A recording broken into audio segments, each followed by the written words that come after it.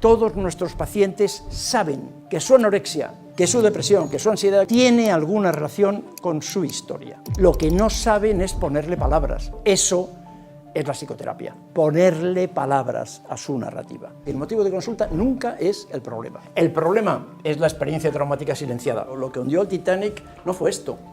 Lo que hundió al Titanic fue esto.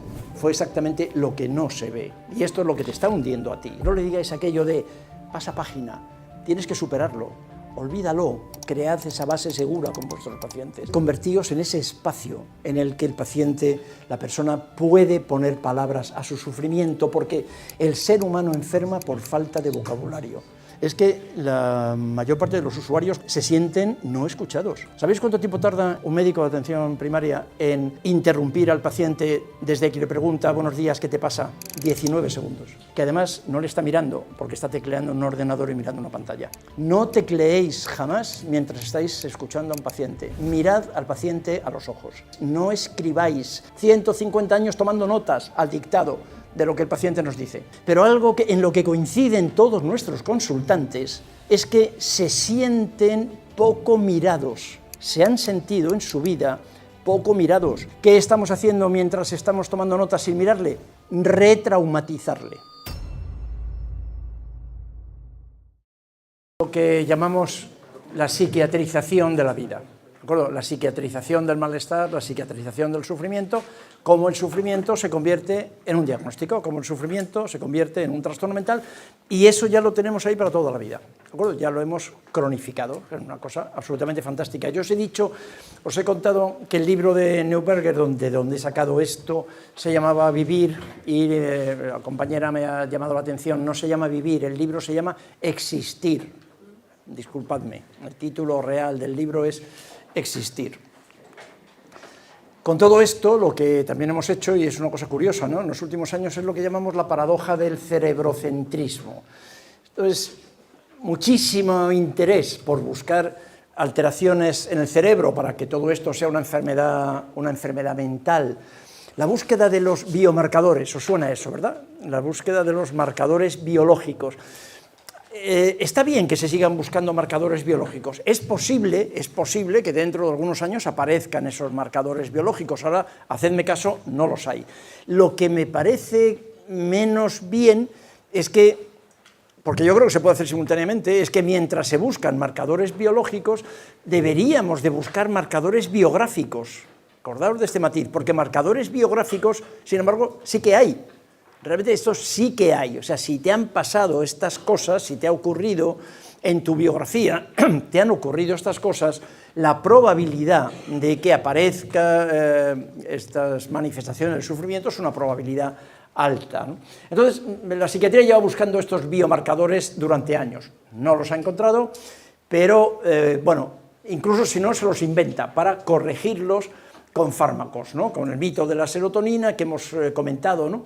¿Cuál es una cosa curiosa, ¿no?, que también se obvia con demasiada frecuencia, ¿no?, es el concepto de neuroplasticidad, de cómo la vida modifica nuestro cerebro, lo que decía al principio de las diferentes áreas cerebrales, de la función cerebral, y que veis con muchos colorines, claro, cosa que seguramente conocéis también, que sabéis, ¿no? Los taxistas de Londres están obligados a pasar un examen de knowledge, de conocimiento, un examen por el que tienen que aprenderse todas las calles de Londres y cómo llegar y hacer rutas. Los psiquiatras de Londres están toda su vida aprendiendo, toda su vida haciendo una serie de cosas, ¿no? Entonces los psiquiatras de Londres tienen un cerebro alterado. Tienen una alteración que se puede observar en el cerebro. Entonces, vamos a ver, la psiquiatría biológica lo que diría es que, como tienes esa alteración en el cerebro, tienes que ser taxista de Londres. No, joder, no, es al revés. Primero, como decíamos antes de la depresión y la serotonina, ¿no?, de las alteraciones, primero eres taxista en Londres, llevas toda tu vida haciendo esto, aprendiéndote, orientándote de esta manera, forzando tus conexiones neuronales, y luego se altera el cerebro, pero no es al revés, exactamente igual que en los virtuosos de la música, exactamente igual, ¿no? Todo esto es así. Como decimos, y esto se lo digo a mis pacientes, y me parece que es Me parece que es liberador, en cierta medida, ¿no? La depresión no está en tu cabeza, mira, la depresión no está en tu cabeza, la depresión está en tu vida. La depresión no está en tu cabeza, la esquizofrenia no está en tu cabeza, el trastorno bipolar no está en tu cabeza, nada de DSM está en tu cabeza, ¿no? Está en tu vida, ¿no? En tu vida. Mientras, es curioso, ¿no? Porque mientras estamos pensando tanto, ¿no? Que el TDAH es una cuestión genética, que es una cuestión que tiene que ver con una cuestión genética en una generación, hace 20 años no había.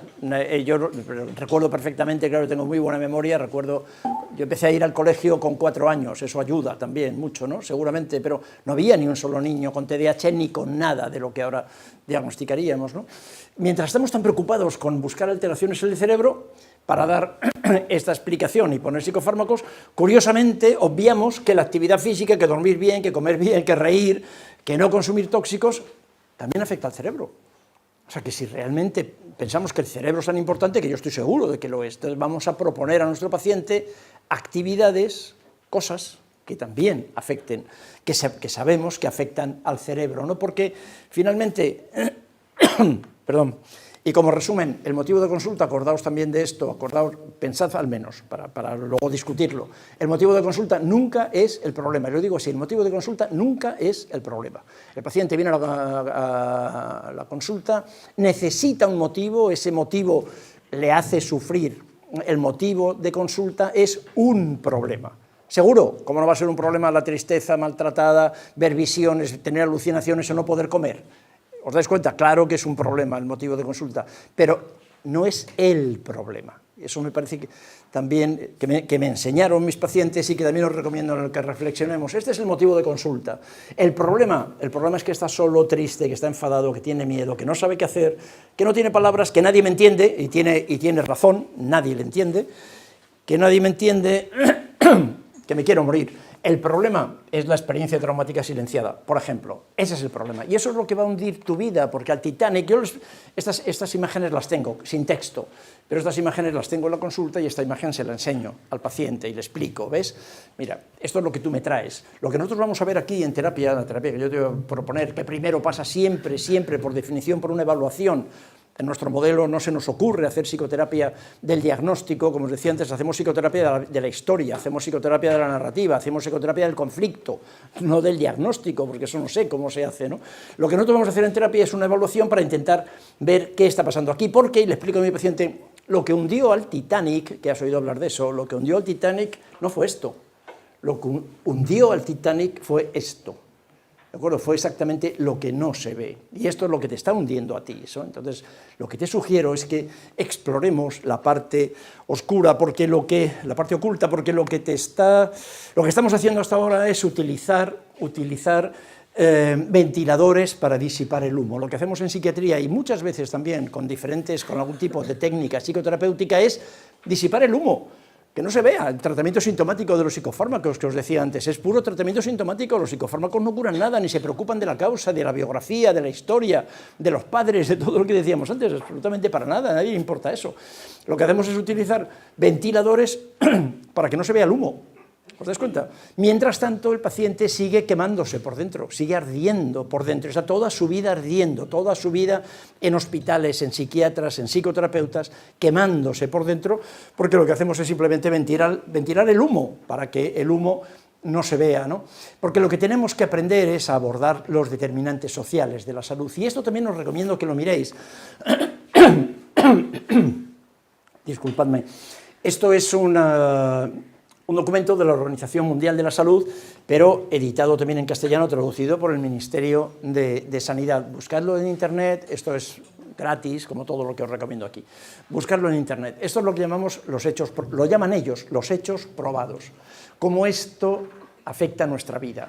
Este tipo de cosas afectan negativamente, además, lógicamente, a nuestra vida, ¿no? Es lo que yo llamo el conocimiento ignorado. Todo lo que estamos viendo aquí se sabe, todo lo que estamos viendo aquí está publicado en revistas, todo lo que estamos viendo aquí disculpadme porque dicho así me parece muy estúpido, pero todo esto es científico.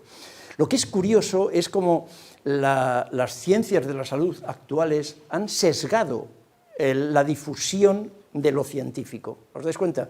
Y solo se publica, no, se publica no, porque está publicado, solo se difunde en las universidades, en los centros de formación, solo se difunde una parte del conocimiento. Luego hay otro conocimiento, lo que llamamos el conocimiento ignorado. Esto es lo que a la gente, a la población, la está matando, o la está enfermando, la está trastornando, la está colocando en estos niveles de sufrimiento, que es lo que nos traen a la consulta con un motivo de consulta, que sinceramente es irrelevante, ¿no? Algo que llama la atención y que, curiosamente, lo que os digo siempre, esto lo saco, fijaos, y lo hago posta, lo saco del País, porque me parece que ahora mismo es más fácil encontrar conocimiento científico neutral, relativamente neutral, o al menos menos sesgado, en algunos medios de comunicación que en la universidad, ¿no? La esperanza de vida en Parla es 2 años menos que en Pozuelo. Parla y Pozuelo son 2 municipios de la Comunidad de Madrid, que están muy cerca, además, están lo que es Madrid, la ciudad de Madrid, pues lindando con Madrid en el oeste está Pozuelo y lindando con Madrid en el sur está Parla. En línea recta están a unos 20 kilómetros de distancia, uno y otro. Fijaos lo que es esto, ¿no? 2 años de expectativa de vida. 2 años de diferencia. Eso es una barbaridad, eso es una auténtica barbaridad, ¿no? La mortalidad, el consumo de estupefacientes, los ingresos psiquiátricos, es abrumador. Desgraciadamente a favor de Parla, ¿no? Es decir, cómo el código genético es mucho más importante a la hora de valorar la salud de la población que el código postal, ¿no? El código postal, esto es más reciente, esto es de la semana pasada, también del País. El código postal. Y esto se sabe además, ¿no? Como el cerebro de un niño pobre parece el de uno rico que no ha dormido y que está estresado. Mirad, y esto lo que hace el País, que por eso os digo que a veces podemos obtener datos del País que no aparecen por otro lado, lo que hace el País es directamente llevarme, que yo no lo conocía, llevarme a Science, nada menos, ¿no? Que a Science, en el que te explica un trabajo interesantísimo, que te explica cómo el entorno, el barrio, el donde estás viviendo, organiza tus conexiones cerebrales. Entonces, ¿cómo es posible que no preguntemos esto? O sea, ¿cómo es posible que el sistema sanitario, el sistema de atención, no pregunte, no investigue, no lo observe, ¿no? Esto es del 11 de junio, no. Es posible que no os guste del todo lo que os estoy diciendo, pero no podréis decir que no está actualizado, ¿eh?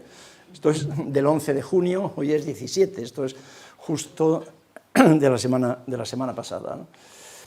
Hay algo que no sé si sabéis, pero me parece que también es algo llamativo, que es lo que llamamos la regla 330-300, ¿no? Un estudio puramente epidemiológico que demuestra cómo el consumo de antidepresivos, los ingresos psiquiátricos, los diagnósticos psiquiátricos, tienen mucho que ver con algo tan simple como que puedas o no ver 3 árboles desde el balcón de tu casa, el 30% de tu barrio sea una zona verde y vivas a menos de 300 metros de un gran parque.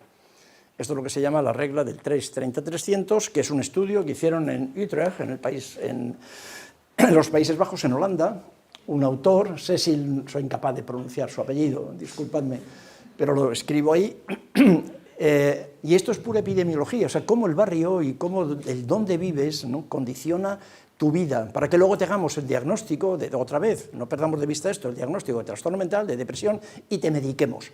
O nos pongamos a hacer psicoterapia sin saber muy bien de qué estamos haciendo psicoterapia. ¿Estamos haciendo psicoterapia de la depresión, de qué? ¿De la autoestima? ¿Entendéis lo que quiero deciros? O sea, que vamos a pensar un poco más allá y poder intentar entender a esta persona, ¿no?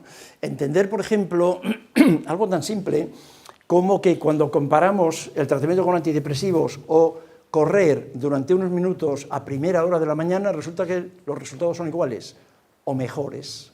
Bueno, para la depresión leve o moderada, que es el 90% de las depresiones que se ven, de eso que se llama depresión, que se ven en la vida cotidiana, en lugar de los antidepresivos, lo que podemos hacer es recomendar a nuestro paciente que salga a correr por la mañana y hacer psicoterapia del por qué no puedo. Luego podemos tratar eso, porque estáis pensando, ya claro, pero es que, ¿cómo le voy a decir a mi paciente que se levante 10 minutos antes o 15 minutos antes para salir, a que le dé el sol, que tome el sol, que haga un poco de ejercicio por la mañana? Pues a lo mejor la psicoterapia es eso, la psicoterapia del no puedo, la psicoterapia de los suyos, la psicoterapia del mandato, romper el mandato, la psicoterapia del tener que ver la isla de las tentaciones, o como se llama esa ponzoña, ¿no? La psicoterapia de por qué tienes que hacer eso, ¿no? De la autodestrucción. A lo mejor esa es la psicoterapia, no la psicoterapia de la depresión. ¿Os dais cuenta que quiero insistir en eso, ¿no? A lo mejor la psicoterapia es de otra cosa, no del diagnóstico psiquiátrico. Creo que tengo depresión, no puede ser que la pecera esté contaminada, me parece precioso este dibujito, ¿no? Que encontré en internet. Pues seguramente la pecera, lo que estamos viendo ahora mismo es que la pecera está contaminada, y también les explico a mis pacientes, recordando a Krishnamurti, que no es signo de buena salud el estar bien adaptado a una sociedad profundamente enferma. Entonces, otra vez lo que comentamos ahora mismo, ¿no? Del chivo expiatorio, del emergente, de cómo esto que tú me estás contando aquí en la consulta, como si estuvieses loco, ¿de acuerdo? Y con todo el estigma que te estamos colocando, que quizás eso es, al revés, un criterio de salud. Es una defensa. ¿Os acordáis de lo que decíamos? La psiquiatría del déficit, acordaos, y la psiquiatría de la defensa.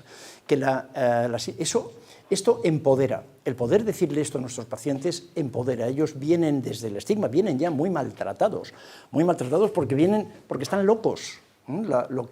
Su fantasía, su realidad es que se sienten locos, no están locos, como luego vamos a ver, no estás loco, estás herido. Es que hay una diferencia tan grande en eso, estás herido, ¿no? Y eso vamos a ver lo que hacemos con eso, ¿no? Pero hay una enorme diferencia entre considerarte loco o considerarte herido, ¿no?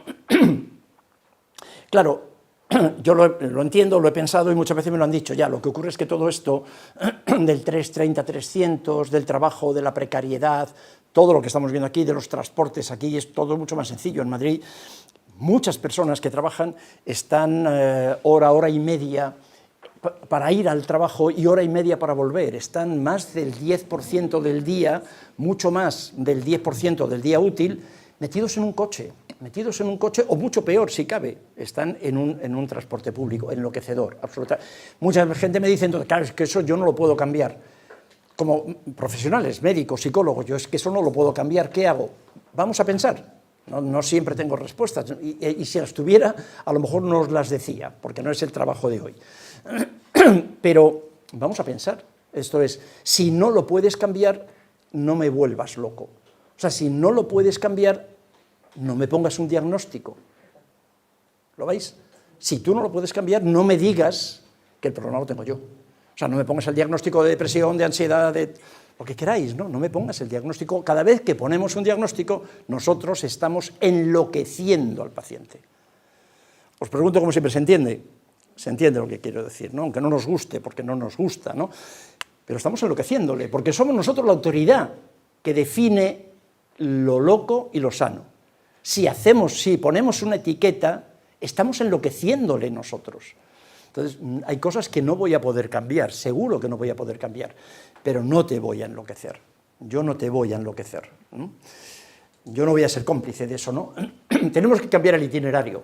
Se define la salud y la enfermedad como el estado de bienestar o falta de en lo biológico, psicológico y social. ¿Os suena eso, no? El orden es biopsicosocial. Voy a recomendaros que cambiemos el sentido, que cambiemos el itinerario. ¿Por qué? Porque en la vida lo que estamos viendo nosotros, lo que hacemos es, primero, si os dais cuenta, primero es lo cultural.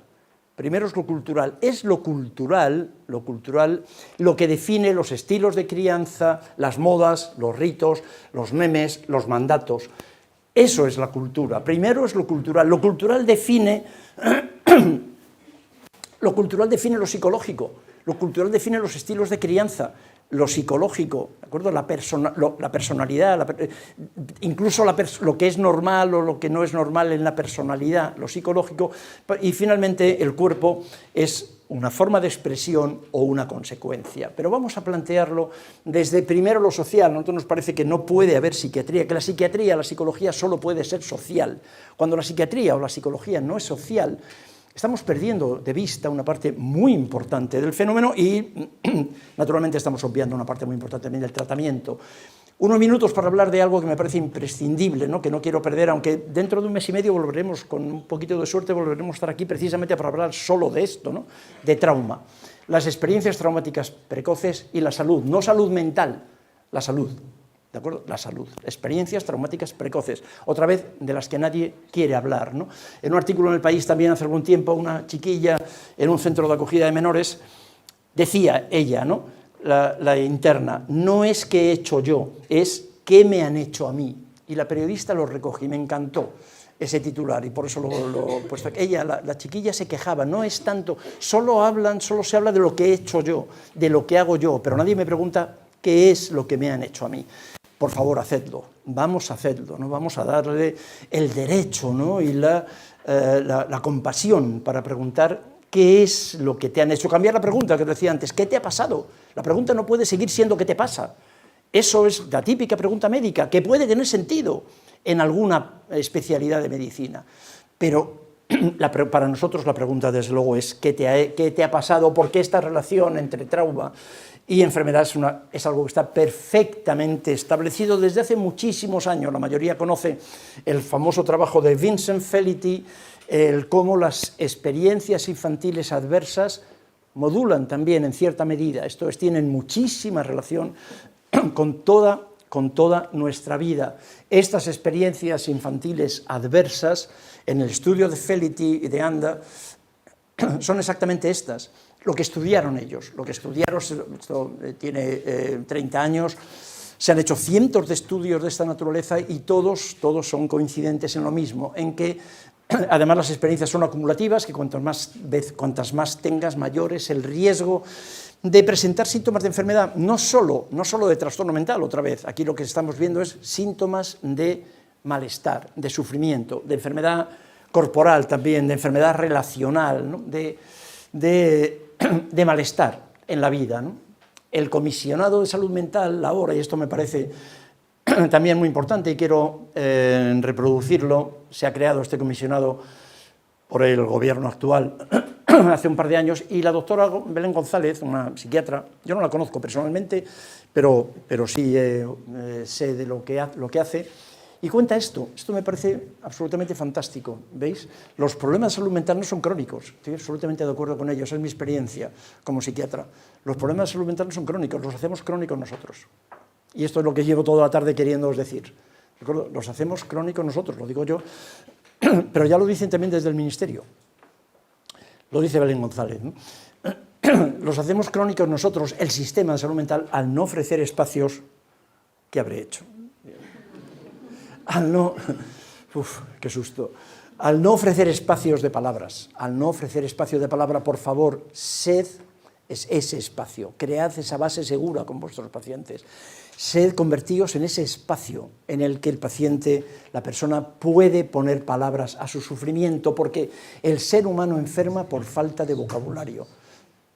Todo lo que estamos viendo en el DSM tiene que ver con que algo no se ha podido compartir.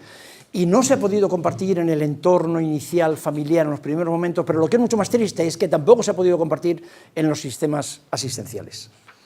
Desde luego en el sistema médico, de ninguna manera. Y con demasiada frecuencia, me parece todavía, ni siquiera en el sistema psicológico. El ser humano enferma por falta de vocabulario. Y esto tampoco se me ha ocurrido a mí, ni a Belén González, ni a nadie, ¿no? De todos los autores a los que yo sigo y con los que venimos investigando hace 40 años, ¿no? Esto está en Macbeth, esto es de Shakespeare. Y en Macbeth está esto, ¿no? Que me parece absolutamente maravilloso, ¿no? Lo que no decimos no se muere, lo que no decimos nos mata. No le pidáis, por favor, jamás a ningún paciente que haga lo que me han contado muchos pacientes a mí, que le han dicho otros colegas. No le digáis aquello de, pasa página, tienes que superarlo, olvídalo, aquella experiencia traumática, aquel abuso, aquel maltrato, aquel abandono. Pasa página, ¿no? ¿Os suena eso? Algunos lo han contado, ¿no? Me han dicho, ¿no? Lo de pasar página, olvídalo, asúmelo, supéralo. Una paciente con fibromialgia, en un estudio que hemos hecho hace poco tiempo, ¿no? Con fibromialgia, con abuso sexual por parte de su padre y sus amigos. Entre los 3 y los 9 años, su padre iba con sus amigos a violarla a su casa, mientras su madre estaba en la cocina haciendo cosas y repasando la ropa, ¿no?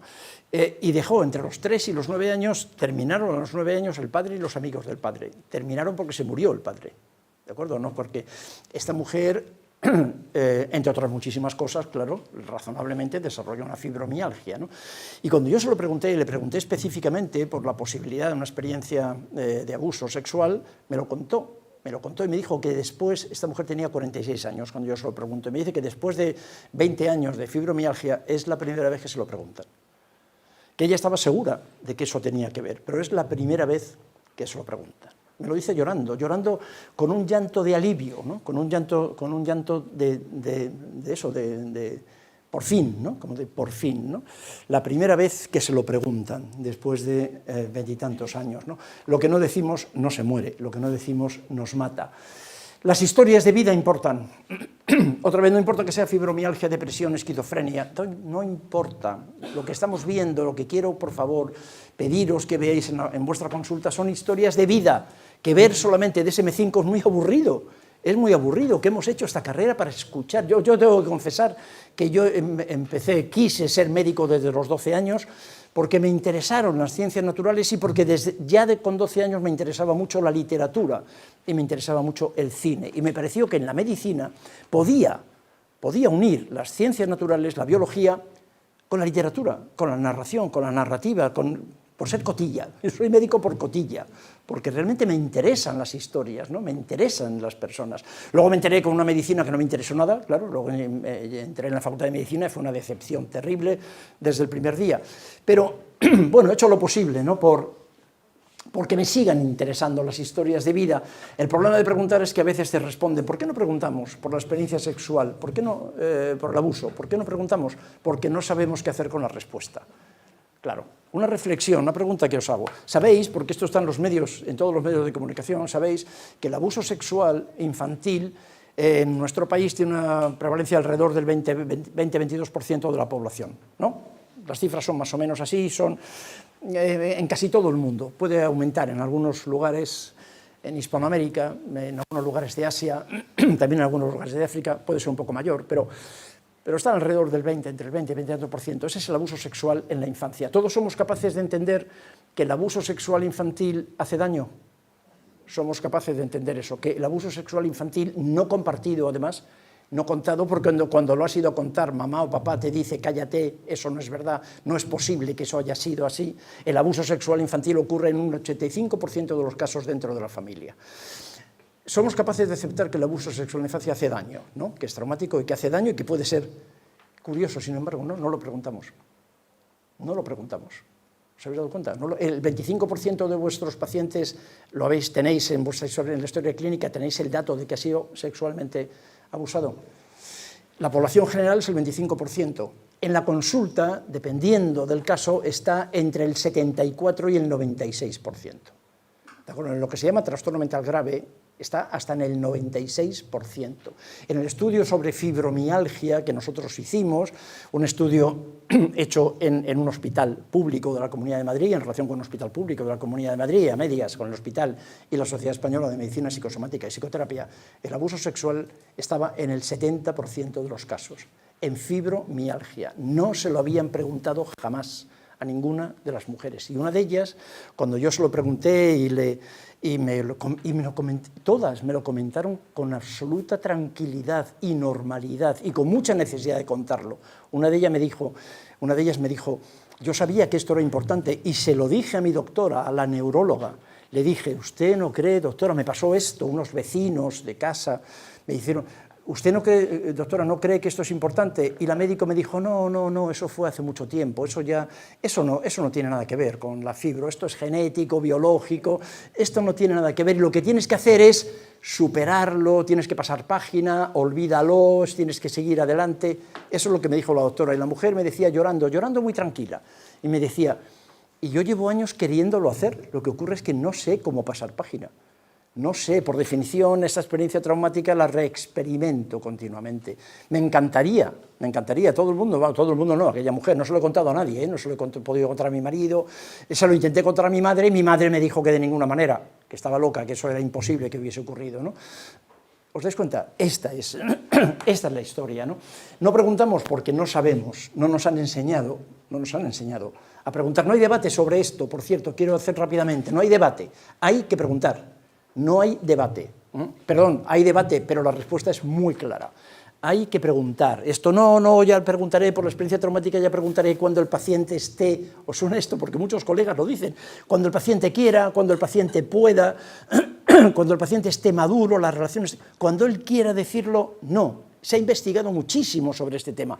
No puede ser, si no lo preguntamos pronto, además, lo que el paciente aprende es que no nos interesa o que no lo podemos escuchar, y lo que hace el paciente es o marcharse o dar vueltas a la M40, como decimos en Madrid, que es una autopista de circunvalación que no va a ninguna parte. Y muchas terapias son solo dar vueltas a la M40. Hay que abrir el melón. Algunos médicos me dicen, no, pero no, eso es un melón, ¿cómo vas a abrir ese melón? Hay que abrirlo. Si tú no sabes abrir el melón, avisa a un melonero, pero hay que abrir el melón, porque lo que el paciente te trae a la consulta, criatura, lo que el paciente te trae a la consulta es el melón. Joder, es el melón lo que te trae el paciente, es un absceso. En medicina está muy claro, es un absceso lleno de pus, es una herida mal curada. Abre el melón, mamón, ábrelo, abre el melón. Claro, y si no sabes abrir el melón, aprende. Y si no sabes abrir el melón, claro, derívalo a otra persona, pero es absolutamente imprescindible. Sigo pensando, después de mucho tiempo, cómo hacemos para hacer psicoterapia sin ver lo que realmente ha ocurrido, ¿no? Así que al final, claro, esto es así porque hemos creado este modelo centrado de esta forma. Como dice alguno de mis compañeros médicos, además yo estoy especializado en fibromialgia. Esto lo he oído recientemente varias veces porque como hemos hecho un trabajo con 80 mujeres con fibro, hemos hablado con muchos reumatólogos. Y algunos reumatólogos, compañero ha sido capaz de decirme que él es especialista en fibromialgia y que el problema que tiene es que la fibromialgia ocurre en personas. Y que la persona, el paciente, es la parte incómoda de la enfermedad, que a él lo que le gusta es la biología, el tratamiento, los congresos en los que se habla de biología y de tratamiento y de exploración. El enfermo se acaba convirtiendo en la parte incómoda de la relación, ¿no? Así que al final lo que hacemos es estar callados, ¿no? Así que estamos mirando hacia otro lado permanentemente, y esto está medido. ¿Cuánto cuesta mirar hacia otro lado? Pues un informe que hace la Universidad de Comillas, es que el coste de la violencia sexual contra la infancia es de 1.275 millones de euros anuales. O sea que esto está incluso, y esto no valora el sufrimiento psicológico, ¿no? El sufrimiento de la persona, ¿no? Y de las personas que le rodean, solo lo cuantifica en dinero, ¿no? Este trabajo también os voy a pedir, por favor, que lo descarguéis, de la misma revista anterior de un compañero, dos compañeros, Ana Moreno y Alberto Fernández Liria, dos psiquiatras del Hospital de Alcalá de Henares. Y me parece una cosa fantástica, porque todo lo que acabo de decir, de que no preguntamos, no abrimos el melón, etcétera, cuando todo esto es... Otra vez, esto no es inocente y no es gratis. Y no hacerlo significa que estamos retraumatizando al paciente. ¿Os dais cuenta? O sea, que no es, bueno, no lo pregunto y no pasa nada, seguimos haciendo otras cosas, no es verdad. No preguntar y no trabajar sobre las experiencias traumáticas es retraumatizar al paciente, obligándole a cambiar, obligándole a mantener el silencio. Tanto es así que se ha creado hace poco tiempo incluso una división de psicología del trauma. La investigación es tan abrumadora en este sentido, que como decía antes, no hay debate, ¿no? En la Asociación Americana de Psiquiatría, y se ha creado algo, y con esto termino con lo de trauma, se ha creado algo que, por cierto, os va a salpicar. Yo soy mayor y ya no me va a llegar. Pero se ha creado en los países anglosajones, sobre todo en el Reino Unido y en algunos estados, en los estados más inteligentes de Estados Unidos, se ha creado, sí, que no son todos, de hecho son muy pocos, se ha creado lo que se llama la aproximación, el cuidado informado sobre trauma. Entonces, en resumen, de lo que se trata es de que si los profesionales de la salud no vemos a nuestro paciente informado sobre el trauma y pensando en lo que las experiencias traumáticas pueden estar relacionadas con la enfermedad, no importa, porque esto es para médicos y para psicólogos, con la enfermedad, que eso puede ser considerado un delito, una negligencia profesional. y van a comenzar empezado ya la persecución pidiendo responsabilidad civil profesional a los profesionales, a nuestros colegas, que no hagan una atención informada sobre trauma. ¿Cómo evaluamos entonces a estas personas que llamamos deprimidas? Vamos resumiendo, un diagnóstico psiquiátrico no es una enfermedad. Existe el sufrimiento, existe el malestar, pero no necesariamente el diagnóstico nos ayuda. La pregunta, ¿qué te ha pasado? ¿Y cómo vamos a hacer la evaluación? Haciendo autocrítica, saliendo de esta visión cerebrocentrista que nos ha llevado, a donde nos ha llevado la industria farmacéutica, la psiquiatría, pero también la psicología, en cierta medida la psicología académica, para mirar a la persona en la historia de sufrimiento, lo que decimos, para simplificar, más allá, mirar a vuestro paciente más allá del DSM-5. Como resumen, ¿de acuerdo? Mirarle más allá del DSM-5, más allá, ¿no? como si tuviese una historia, que por cierto, naturalmente, la tiene, ¿no? Una historia que os va a explicar, además, lo que realmente te está presentando en este momento.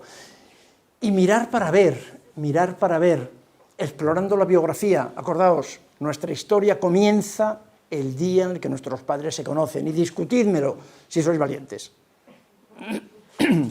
Sí, es exactamente así, ahí comienza nuestra historia, no cuando nacemos, no, cuando nacemos no. La historia significativa para entender lo que te ha pasado y para entender incluso lo que te pasa ahora, comienza cuando nuestros padres se conocen, ¿no? Nos construimos en la relación, y nos construimos en la relación. Cuando nacemos no valemos nada, absolutamente nada, nos vamos construyendo nuestro sistema nervioso, el sistema psiconeuroendocrino, lo que somos, se construye en la relación, en la mirada, con la alimentación, con la voz, con la palabra, con el tacto, esos 4 grandes pilares, ¿no? Con lo que Bowlby llamaba, claro, el apego, ¿no? el vínculo de apego. Ahí nos construimos, pero es que ahí nos construimos desde el punto de vista psiconeuroendocrino inmunitario. Ahí se construye nuestro sistema inmunitario, nuestro sistema nervioso. Ahí se construye lo que antes llamaba de pasada el libro de códigos.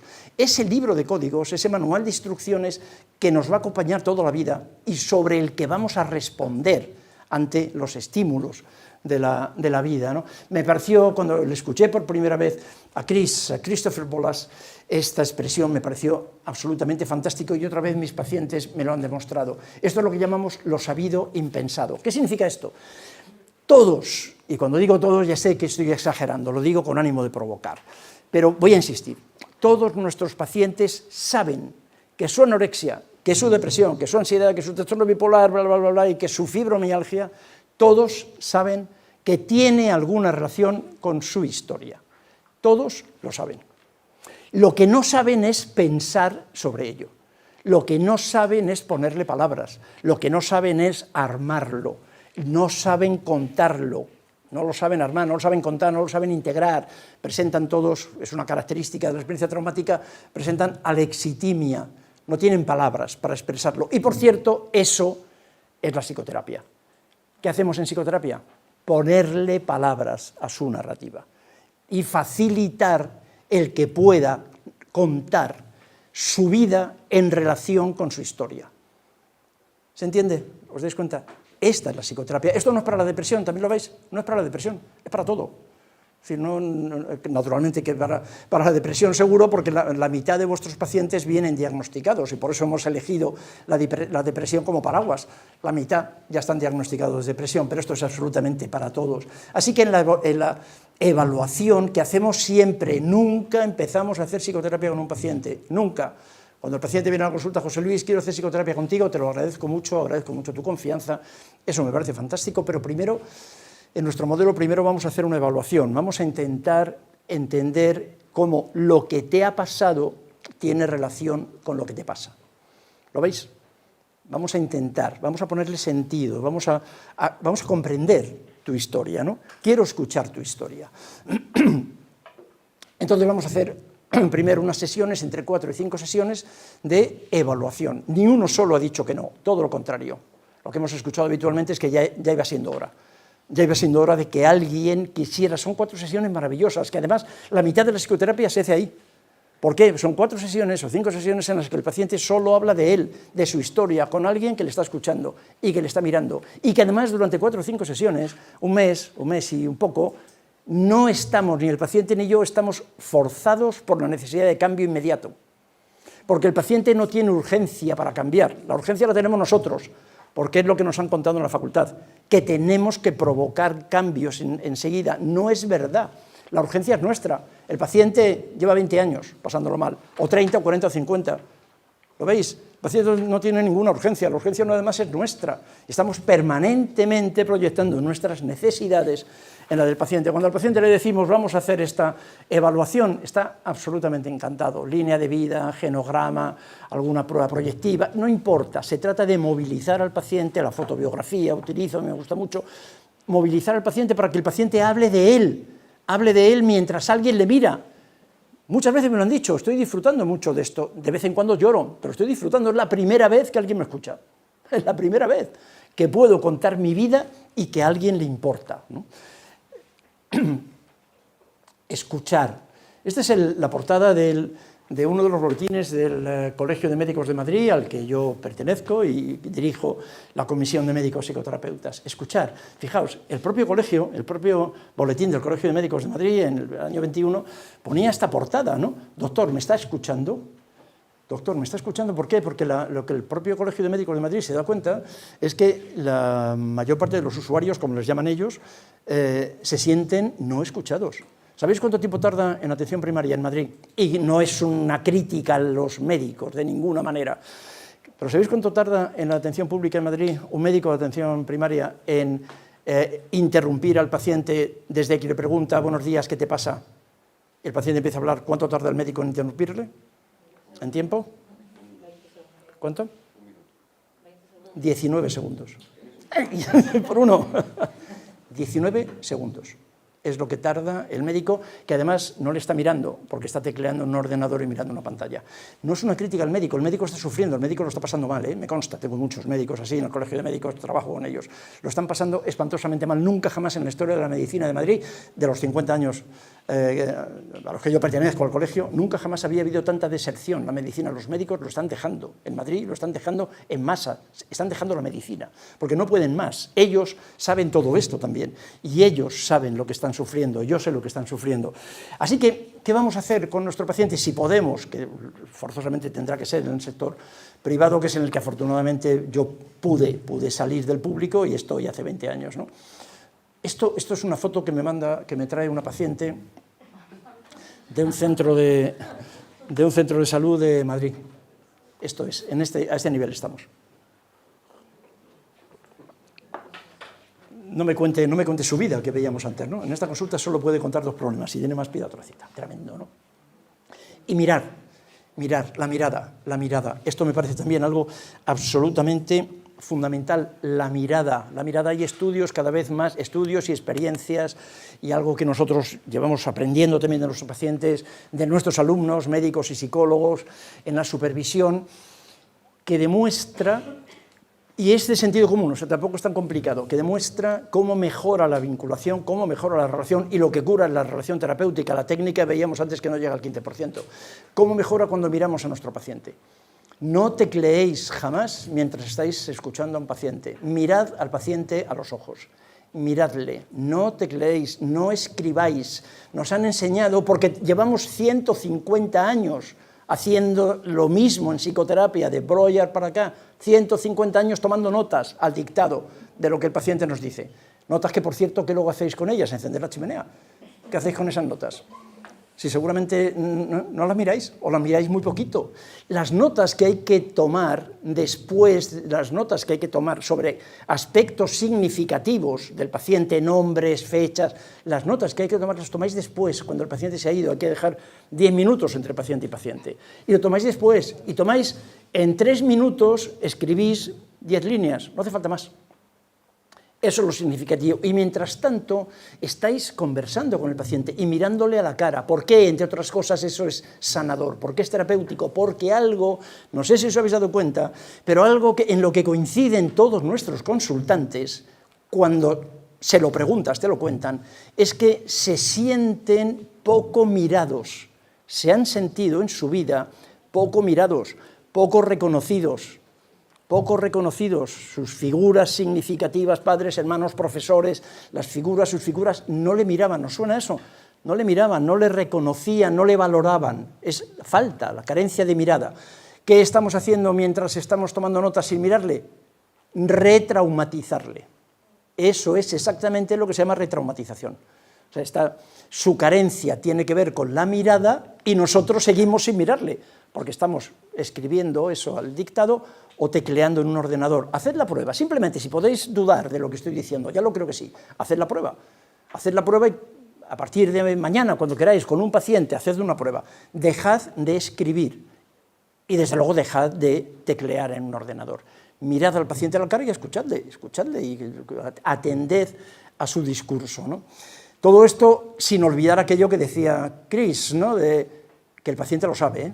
Que eso que os estoy contando aquí me lo han dicho también pacientes, me lo han dicho. Vengo de un terapeuta, de un psiquiatra que no me miraba, que me preguntaba cosas, que le daba exactamente igual lo que yo decía y cómo lo decía, porque no me llegó a mirar a la cara en ningún momento de los 2, 3, 5, 7 meses que estuve en terapia. Mirar, me encantó esta imagen, ¿no?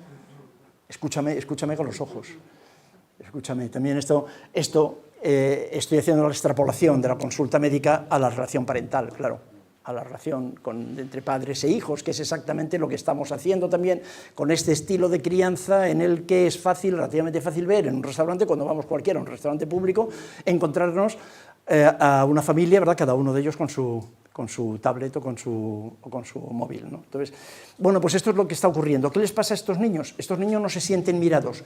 Vamos a ver, no se sienten mirados porque les falta dopamina, serotonina, porque es una cosa genética, no se sienten mirados, joder, porque no les miran. Es que tampoco son tan tontos, los niños son esos, lo que decía Miguel Gila, ¿no? Que luego cantaba Serrat, los locos bajitos, son inteligentísimos los enanos, ¿no? Entonces no se sienten mirados, ¿por qué? Coño, porque no les miran, porque es verdad que no les miramos, es verdad, cada vez menos, ¿no? Así que luego vienen a la consulta y lo que decíamos antes, entonces nosotros seguimos sin mirarles. Esto es una retraumatización. Tenemos encima de nosotros muchos diplomas, mucha ciencia, hacemos psicología científica, que es algo que me pone los pelos como escarpias cada vez que lo oigo, ¿no? Hacemos cosas muy científicas, pero no miramos al paciente. ¿Os dais cuenta de lo que es cómo los árboles nos impiden ver el bosque? ¿De qué te sirve la ciencia si eres incapaz de manejar la relación? Y nuestro trabajo es un trabajo relacional. Para hacer ciencia ya está la IA, y la IA, a los más jóvenes, como no espabiléis, os pasa por encima. Sí, porque lo hacen mejor. A mí ya no, conmigo no va a poder, yo ya estoy terminando, ¿no? Ya he terminado, pero la IA psiquiátrica lo hace mucho mejor que los psiquiatras.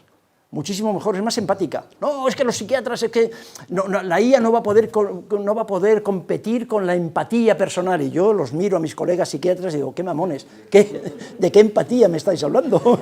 Si no tenéis ninguna, absolutamente ninguna, no tenéis la empatía de una roca volcánica, o sea, nada, joder. Así que la IA, naturalmente la IA te va a pasar por encima, naturalmente que sí, claro, como no aprendamos a escuchar con los ojos. Esta es una alumna mía que siempre la recuerdo, Lucía López, que escribió un libro precioso después de hacer un curso con nosotros o de hacer el máster. Lucía escribió un libro precioso, se llama Mírame entera. Mírame entera, fijaos cómo se llama el título, ¿no? Mírame entera es un libro de psicosomática. Mírame entera, ¿no? Es el título que hace después de escucharme todas estas cosas durante todo un año, ¿no? Me encantó esta frase, esto es suyo, siempre cito el copyright, ¿no? Si sientes que tu historia cuenta, podrás contar tu historia. No te voy a contar nada del melón, no voy a abrir el melón, no te voy a contar mi experiencia de abandono de mis padres, de negligencia, de abuso sexual, no te lo voy a contar mientras sigas tecleando en ordenador. ¿Sabes? Claro, cuando yo pregunto a mis colegas de psiquiatras del hospital o psicólogos del hospital y les pregunto, ¿cuánta frecuencia, qué prevalencia tienes de abuso sexual infantil en fibromialgia? No hace mucho lo preguntaba a un compañero del hospital y me decía, sí, nosotros tenemos, el dato lo tenemos como del 15% aproximadamente, el 15% de abuso sexual en la infancia. Yo pensaba, qué barbaridad, si la población general es el 20%. Idiota, ¿cómo es posible? Si la población general es el 20%, ¿cómo es posible que en fibromialgia sea menor? ¿Os dais cuenta? No es posible. de ninguna manera, pero el dato que él tiene es el 17%. ¿Por qué? Porque él está obligado a estar tecleando en una pantalla, en un teclado de un ordenador, y entonces el paciente no te lo va a contar. No, si sientes que tu historia cuenta, podrás contar. Así que lo primero que tenemos que hacer es que nuestro paciente se dé cuenta de que su historia cuenta, de que me importa su historia, de que quiero que me cuente su historia, que soy un cotilla, ¿de acuerdo? Que estoy ahí para que me cuente, que no le voy a juzgar, que voy a poder sostener, que cuando me cuente la barbaridad, las barbaridades que me han contado a lo largo de mi vida, porque llevo muchos años preguntando, lo puedo encajar, voy a sostener, no le voy a juzgar. He practicado, lo mejor que aprendí en la Facultad de Medicina, sin duda, lo más valioso de mi paso de 6 años por la Complutense de Madrid fue aprender a jugar al mus. Lo más valioso, lo demás perfectamente prescindible. Pero aprendí a jugar al mus y aprendí también en ese sentido a modular los músculos de la cara. También, para que poder, las barbaridades que me contaban, poder, claro, porque también, como sabéis muy bien, la mentira es relacional. La mentira la dirige nuestra cara. Nuestra cara es lo que permite que el otro te cuente o no. Lógicamente, es nuestra cara, ¿no? Lo que se llama en términos de comunicación las muestras faciales de afecto. Bueno, pues eso, que hagamos lo posible porque se note que la historia cuenta, ¿no? ¿Necesitamos más tiempo? No es verdad que necesitemos más tiempo. Más que lo que tienen los médicos de atención primaria, que son 5 minutos, por supuesto que sí, naturalmente que sí. Pero también hay una cierta falacia sobre la carencia de tiempo.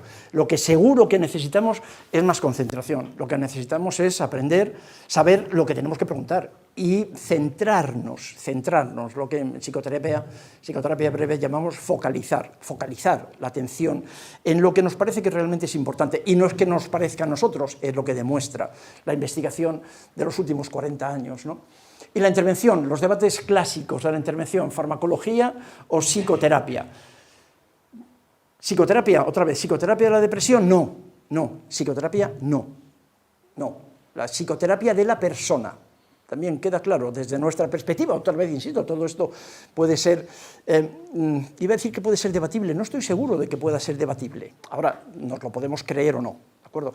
Pero psicoterapia de la depresión, no. Psicoterapia de la persona, sabiendo que hay más de 500 técnicas, ya está, que todas valen, porque lo que se ha demostrado, a pesar de lo que siguen manteniendo en las facultades, lo que se ha demostrado es que la técnica es poco relevante, otra vez, que lo que cura son los psicoterapeutas, y que hace años que se viene trabajando en un concepto fantástico, a mí me encanta, que es el concepto del super swing, del super loquero, lo que llamamos el factor T. El factor T, y que es lo que yo recomendaría que desarrollaseis, las habilidades del terapeuta, no tanto la técnica, que es lo que todos los jóvenes, nada más terminar la carrera, lo que termináis, al terminar el grado, acabáis con lo que nosotros llamamos un trastorno por déficit de atención con hiperactividad, el TDAH de posgrado, que es empezar a hacer cursos de técnica, aprender herramientas. Yo recuerdo porque me sigue ocurriendo, ¿no?, que muchos de mis alumnos me vienen y me dicen, José Luis, yo lo que quiero es aprender, lo que quiero es que me des herramientas, yo quiero herramientas, ¿os suena eso? Quiero herramientas. A mí se me quedaba cara de ferretero, ¿no? Yo les decía, yo no soy ferretero, ¿no? Esto no es una ferretería, lo mejor que puedo hacer por ti, me parece, lo mejor, no hay nada más práctico que una buena teoría, por cierto, nada más práctico que una buena teoría, lo que yo puedo es ayudarte a pensar quizás un poco más allá.